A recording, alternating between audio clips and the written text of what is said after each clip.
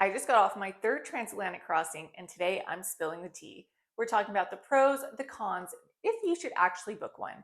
So, if you're dreaming of crossing the Atlantic without cramming into an airplane seat, then stick around.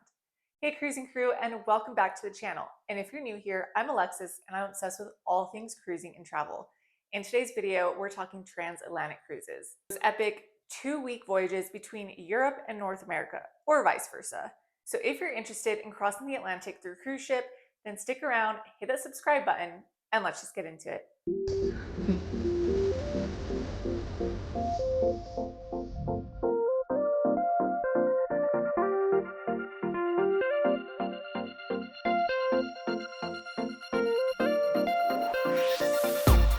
So let's get right into the big pros of crossing the Atlantic through cruise ship. So pro number one is it is a major digital detox. So being out in the ocean, you get to really unwind. You have time to read, relax, take a nap if you want to, go to the spa, and just really unwind. You have the ability to basically not have internet and just unwind and have your brain be free of technology. Pro number two is it's usually an insanely good value. So think about it. For the price of a decent transatlantic flight, plus a few nights in hotels, you get a floating hotel with meals, entertainment, pools, and so much more. On my last crossing, I actually ate way better than I do at home. I'm talking about steaks and lobsters every single night, and there's so much variety. Pro number two is obviously the views and just being out in nature in the middle of the ocean. What I love about crossing the transatlantic is you have time to really appreciate the beauty of being out in the middle of the ocean. Sometimes you get to see wildlife, and my favorite thing is sunset at sea. Pro number four is you get to meet the most interesting people that sometimes can turn into friends. So unlike a quick international flight where you wouldn't usually talk to anyone, you would rather just get sleep, on a transatlantic, you actually have time to go around the ship, sit wherever at the bar or at the spa, solarium, and get to know people. I usually meet the most interesting people with the most interesting jobs that go on transatlantic cruising. And of course, pro number five is you arrive to your destination rested instead of wrecked. So flying across the Atlantic usually means that you're going to be completely jet lagged once you land. But on a ship, they change the time gradually so that way you get used to the time zone that you will be heading towards. So I really like this because I do not like jet lag.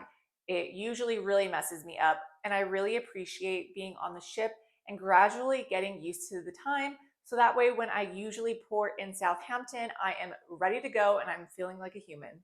And of course, let's get into the honest cons. So con number one is it's obviously going to take time. So these transatlantic crossings usually take up to 2 weeks, and that is a lot of time. That means time away from work, time away from family, and just overall time away. Con number two is weather can obviously play into things, so you cannot control the weather. I've had transatlantic crossings where it was absolutely smooth sailing throughout the whole time, and I've had some crossings where the weather was a little rough to where we weren't able to dock at a port or we were delayed to go to a port. So you obviously can't control the weather, you just have to keep that in mind. Con number three is you can get pretty bored of the ship life. So after about 4 days at sea, some people do get cabin fever. You're on the same ship 24/7 with roughly around 2,000 other of the same guests. You have the same food, same activities, entertainment, and stuff like that. And that can really get to someone. If you are someone that needs something new every day, a new scenery, then maybe a transatlantic crossing might not be for you. Personally, I love it. I love having sea days on end. I get time to unwind, relax, and I really do like to just take in the ship that I'm on and my scenery around me. Con number four is you have limited flexibility. So if you're someone who likes to travel and you like to do your own thing, create your own itinerary, then this might not be for you. So on a transatlantic crossing, you do have a lot of sea days, but you also get a few ports along the way. So if you are someone that has to go to a new port every single day, you might get a little stir crazy, or you like to have more of a flexibility in your schedule, then you also have to take that into consideration. Con number five might not affect everyone, but it can affect most people, and this is motion sickness. So you are crossing the Atlantic Ocean, which means very open water. This can cause your boat or ship to kind of move in ways that it wouldn't normally, like in a Caribbean sailing. So just keep that in mind. If you get motion sickness pretty easily, just plan ahead and bring stuff beforehand. However, they do have stuff for you on board if you do get motion sickness and stuff like that, but just plan ahead that it can happen. So should you do it? Yes, if you love the ocean, you don't mind being on a ship for a week or two, you have the time to get away, and you kind of don't mind having a slow and relaxed routine.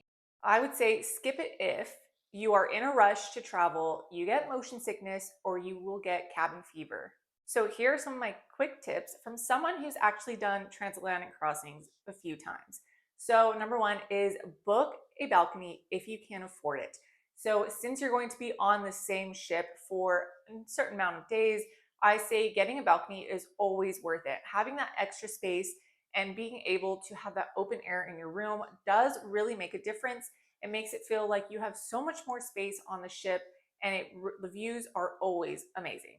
Bring binoculars, a good camera, and motion sickness medicine. Also, before getting on board, make sure you download your Netflix shows, your books onto your Kindle. Internet can be pretty expensive on these sailings. You can get great deals, obviously, but sometimes the internet might not be as fast. It can be a little slow. So if you have all your stuff already downloaded, like your podcasts and your shows, then you'll be good to go. And of course, talk to people. Take this time to really take advantage of getting to know. I have met some interesting people on transatlantic crossings, and this is because number one, it takes time. So usually people have like different jobs to where they can take off, or they're retired, or they just love traveling all around the world. I love getting to know people and talk to people and using that as a good source to pass the time. If you've done a transatlantic crossing, drop your best tip or horror story down in the comments below. And which direction would you prefer to sail? From Europe to North America or North America to Europe? I would love to hear from you guys. I personally have only done from North America to Europe, but one day I hope to do it vice versa. If you guys found this video helpful or enjoyed it at all, please give it a thumbs up and don't forget to subscribe so you can always updated with all things cruising and travel. Don't forget to always seize the day, and I'll catch you in the next one.